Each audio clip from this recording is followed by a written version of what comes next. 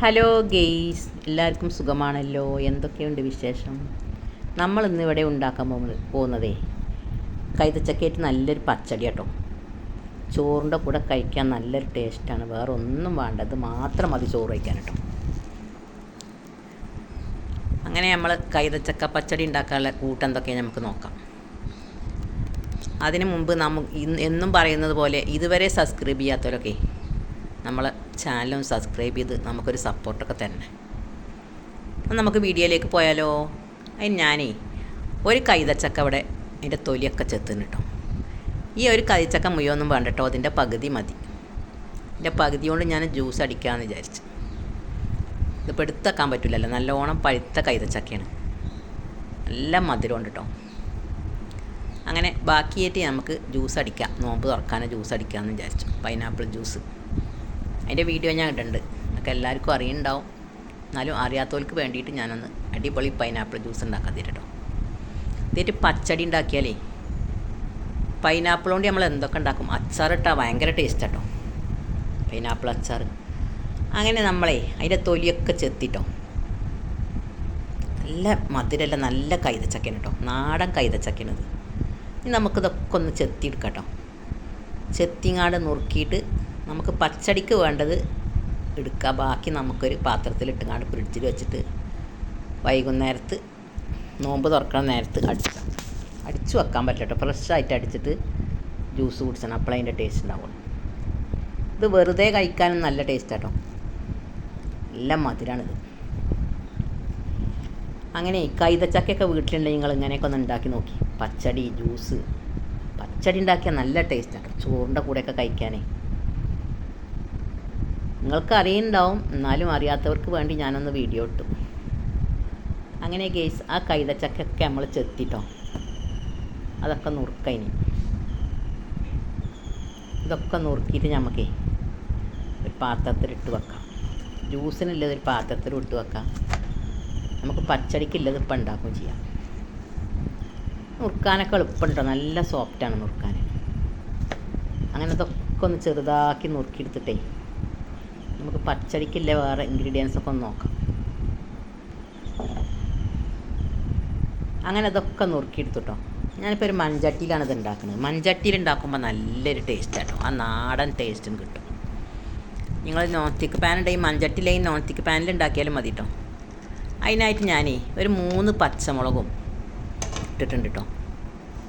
മൺചട്ടിയിൽ ഇട്ട് കൊടുത്തു പൈനാപ്പിൾ. ഇത്ര പൈനാപ്പിളോട്ടാണ് ഇപ്പോൾ ഉണ്ടാക്കുന്നത് കേട്ടോ. അതിലേക്ക് ആവശ്യത്തിന് വെള്ളം ഒഴിച്ചു കൊടുത്ത് അത് വേഗമല്ലേ, അധികം വെള്ളമൊന്നും വേണ്ട, അത് വേഗമല്ല, വെള്ളം മാത്രം മതി. അത് എളുപ്പം വെന്ത് കിട്ടുന്നുണ്ടാവും, ഒരു 7 മിനിറ്റ് കൊണ്ടൊക്കെ വെന്തിട്ടുണ്ടാവും കേട്ടോ. ഇനി നമുക്കതിക്കേ ലേശം ഉപ്പ് ചേർത്ത് കൊടുക്കാം. പാകത്തിന് ഉപ്പും ചേർത്തിട്ട് നമുക്ക് ഒന്ന് അടച്ച് വെച്ചിട്ടേ ഒന്ന് തള വന്നിട്ട് നമുക്ക് ബാക്കിയുള്ള ചേരുവകളോടും ചേർത്ത് കൊടുക്കണം.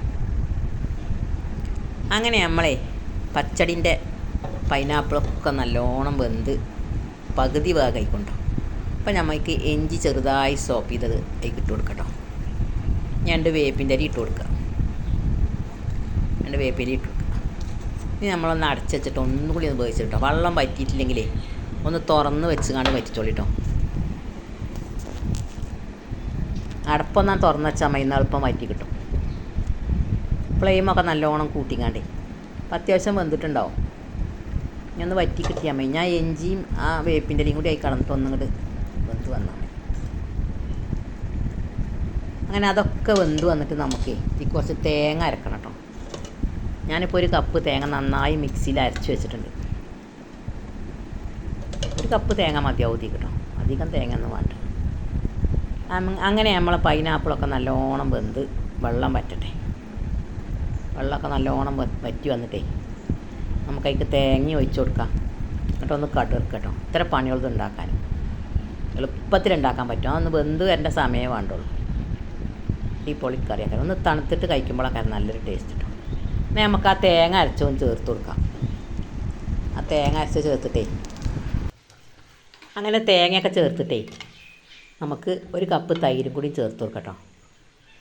ഒക്കെ ഒന്ന് ഇളക്കി കൊടുക്കുക. അങ്ങനെ ഇളക്കി കൊടുത്തിട്ട് 1 കപ്പ് തൈരും ചേർത്ത് കൊടുക്കാം. അതാ ഒരു കപ്പ് തൈരും ചേർത്ത് കൊടുത്തു കേട്ടോ. നല്ല പുളിയില്ല തൈര് തന്നെ എടുക്കണം കേട്ടോ നിങ്ങൾ ചേർക്കുമ്പോൾ. ഇടയ്ക്ക് ഒന്ന് ഇളക്കി കൊടുക്കുക. ഇനി തേങ്ങ ചേർത്താലേ വല്ലാതെ ഒന്ന് തിളക്കണ്ട കേട്ടോ. ഒന്ന് തിള വന്നേക്ക് തന്നെ നിങ്ങൾ ഓഫാക്കണം. തേങ്ങ എടുത്തിട്ട് വല്ലാതെ തിളക്കാനാക്കിയത്. അങ്ങനെ നമ്മളെ പച്ചടിയൊക്കെ റെഡി ആയിട്ടുണ്ട്. ഇനി നമുക്കൊന്ന് കടുക് ഇറക്കണം, ഒന്ന് താളിപ്പുണ്ടാക്കണം. ഒന്ന് തിളച്ച് വന്ന മതി. കുറച്ച് പഞ്ചസാരയും ചേർത്ത് കൊടുക്കട്ടോ. ഇത് ഓപ്ഷനാട്ടോ. നിങ്ങൾ മധുരം ഉണ്ടെങ്കിൽ ചേർക്കണമെന്നില്ല. പൈനാപ്പിളിന് നല്ല മധുരം ഉണ്ടെങ്കിൽ നിങ്ങൾ ചേർക്കണമെന്നില്ല. ഇല്ലെങ്കിൽ ചേർത്ത് കൊടുത്താൽ മതി കേട്ടോ. നമുക്ക് നോൺ സ്റ്റിക്കിൻ്റെ ചട്ടിയൊക്കെ അടുപ്പത്ത് വെച്ചിട്ടേ 2-3 ടീസ്പൂൺ വെളിച്ചെണ്ണ ഒഴിച്ച് കൊടുക്കുക. ആ വെളിച്ചെണ്ണയൊക്കെ നല്ലോണം ചൂടായി വരുമ്പോഴേ നമുക്കൊരു ടീസ്പൂൺ കടുക് ഇട്ട് കൊടുക്കട്ടോ. അങ്ങനെ വെളിച്ചെണ്ണയൊക്കെ നല്ലോണം ചൂടായിട്ട് നമുക്ക് ഒരു ടീസ്പൂൺ കടുക് ഇട്ട് കൊടുക്കാം. അങ്ങനെ കടുകൊക്കെ നല്ലോണം പൊട്ടി വരുമ്പോഴേ നമുക്ക് വറ്റൽ മുളക് ഇട്ട് കൊടുക്കട്ടോ.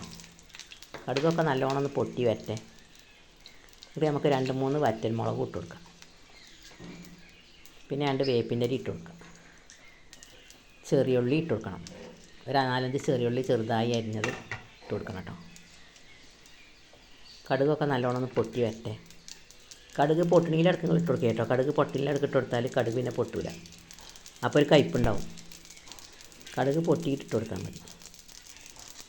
ഫ്ലെയിമൊക്കെ ചെറുതാക്കി വെക്കണ്ട, അല്ലെങ്കിൽ കരിഞ്ഞു പോകുള്ളൂ. ഇനി 3 വറ്റൽ മുളക് ഇട്ട് കൊടുക്കാം. 3 വറ്റൽ മുളക് ഇട്ടാൽ ഒന്ന് ഇളക്കിയിട്ടേ നമുക്ക് ചെറിയുള്ളി 5-6 ചെറിയുള്ളി ചെറുതായി അരിഞ്ഞത് ഇട്ട് കൊടുക്കട്ടോ. ഇനിയിപ്പോൾ ഈ ചെറിയുള്ളിയൊക്കെ ഒന്ന് നല്ലോണം ചുവന്ന് വരണം കേട്ടോ. ഇളം ബ്രൗൺ കളറാണ്. ഫ്ലെയിമൊക്കെ ഒന്ന് ചെറുതാക്കിയിട്ടേ ഒക്കെ ഒന്ന് ഇളക്കി കൊടുക്കാം നമുക്ക്. ഇതൊക്കെ ഒന്ന് ഇളക്കി കൊടുത്തിട്ട് ചുവന്ന ഇളം ബ്രൗൺ കളറാകുമ്പോഴേ നമുക്ക് വേപ്പിൻ്റെ ഇല ഇട്ടിട്ട് താളിക്കട്ടോ. വേപ്പിൻ്റെ ഇല ഇട്ടു. ഇനി അതൊക്കെ നല്ലോണം ഉള്ളിയൊക്കെ നല്ലോണം ചുവന്ന് വരണം കേട്ടോ. ഉള്ളിയൊക്കെ നല്ലോണം ചുവന്ന് ഫ്ലെയിമൊക്കെ ചെറുതാക്കി. വെളിച്ചെണ്ണ വേണമെങ്കിൽ കുറച്ചുകൂടി ഒഴിച്ചോളൂ കേട്ടോ. ഞാൻ അപ്പോൾ തീരെ വെളിച്ചെണ്ണ അല്ലാതെ ഒഴിച്ചിട്ടില്ല. അതൊക്കെ നല്ലോണം ഇളക്കി കൊടുത്തിട്ടേ ഉള്ളി നല്ലോണം ചുവന്ന് വരുമ്പോൾ നമുക്ക് ഒഴിക്കാതിരിക്കും. അങ്ങനെ നമ്മളെ നല്ല ടേസ്റ്റിയായ പച്ചടി റെഡിയായി കൊണ്ടിരിക്കുകയാണ്. ഈ ഉള്ളിയും കൂടെ ഒന്നാണ് ചുവന്നാൽ മതി കേട്ടോ. എന്നാൽ പിന്നെ അതിൻ്റെ എല്ലാ പണിയും എളുപ്പത്തിലുണ്ടാക്കാൻ പറ്റും കേട്ടോ. എളുപ്പത്തിലുണ്ടാക്കാൻ പറ്റുന്ന ഒരു വിഭവമാണ്. അങ്ങനെ ഇതൊക്കെ ഒന്ന് ചുവന്ന് വരട്ടെ. എന്നിട്ട് നമുക്ക് കൈക്കൊഴിച്ച് കൊടുക്കാം നമ്മൾ പൈനാപ്പിളൊക്കെ. ഇത്ര പണിയുള്ളൂ കേട്ടോ. അങ്ങനെ നമ്മളെ വീഡിയോ ഇഷ്ടമായാലേ നമ്മളെ ചാനലിനൊക്കെ ഒന്ന് സപ്പോർട്ട് ചെയ്തിട്ടേ കുഞ്ഞി ബെല്ലൈക്കണൊക്കെ ഒന്ന് അടിച്ചിട്ടേ ഫീഡ്ബാക്ക് ഒന്ന് അറിയിക്കൊണ്ടു. എല്ലാ കൂട്ടുകാർക്കും നന്ദി, നമസ്കാരം. അടുത്ത വീഡിയോയുമായി വരാം. നല്ലൊരു ഭംഗിയായിട്ടോ കാണാൻ. ഭംഗിയാണ്, നല്ല ടേസ്റ്റും. ഇനി നമുക്കിതൊന്ന് ഇളക്കി കൊടുക്കാം. എല്ലാതും ഒന്ന് ഇളക്കി കൊടുത്താൽ അടിപൊളി. ഒന്ന് തണുത്തിട്ട് വിളമ്പിയാലേ ചൂട് ചോറിൻ്റെ കൂടെ കഴിക്കാൻ വേറെ കൂട്ടാനൊന്നും വേണ്ട കേട്ടോ. നമ്മൾ മൺചട്ടി തന്നെ ഉണ്ടാക്കാൻ നോക്കുന്നുണ്ടോ. മൺചട്ടിയിൽ ഉണ്ടാക്കുമ്പോൾ നല്ലൊരു ടേസ്റ്റാണ്. അടുത്ത വീഡിയോയുമായി വരാം. Thank you for watching.